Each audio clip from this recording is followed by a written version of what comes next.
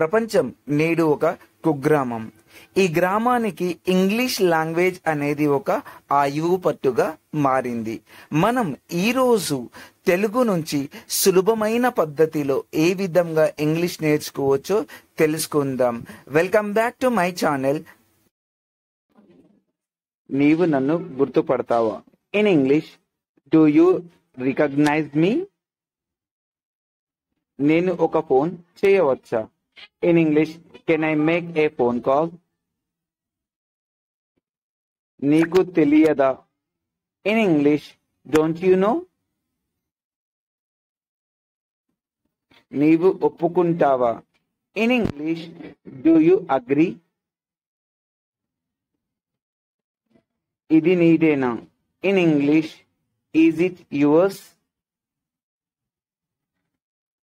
నీకు ఇంకా కావాలా? In English, do you want more? నీ వృత్తి ఏమిటి? In English, what is your profession? నీకేమైంది?